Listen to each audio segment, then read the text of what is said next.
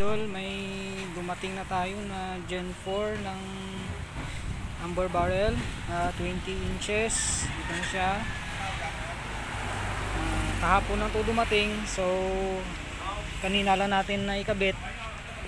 So susubukan natin ngayon, bagong bago po ito. Susubukan natin sa 30 meters. Gagamitan natin ng JSB 18 grains. Ayan. Maglalagay muna ako ng target doon. I-post muna natin. So ito na yung target natin. Ayan. Gagawa lang tayo ng ilang shots group. Titingnan lang natin yung groupings. Valid. Doon tayo sa may kubo. Ayun, doon sa dulo. Doon tayo. Yan, yan, zoom natin. Yan, doon tayo sa dulong kubo. Yan. Okay,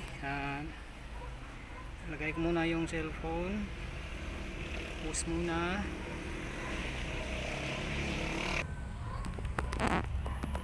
Ayan na mga idol, sana hindi malaglag yung cellphone natin. Ayan na, babalik na ako doon. Okay.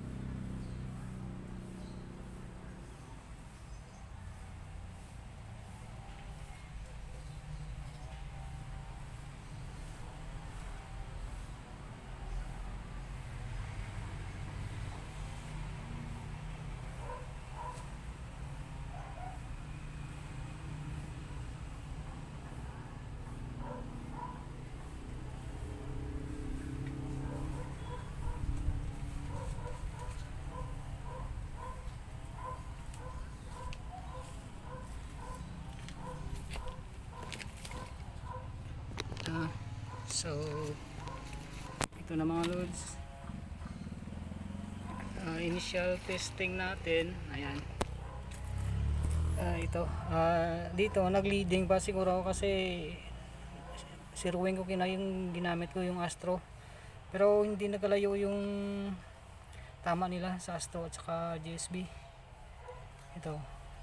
Itong first 5 shots kanina, yan, nag-leading pa.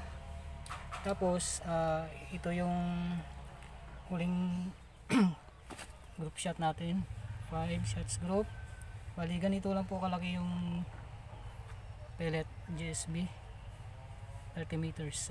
Okay na siya, mas okay siya compare dun sa mga unang generation ng amber barrel. Kaso lang, pang kuha lang talaga to, pang pellets, hindi pwede pang slugs. Unlike sa Gen 3 na pwede slugs, pwede pellets. Ito.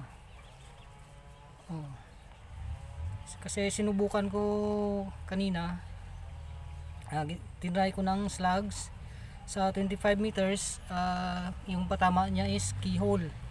Ibig sabihin, hindi tuwid yung takbo ng slug, kundi ito, patagilid ganyan kanina. Okay, ayos, thank you.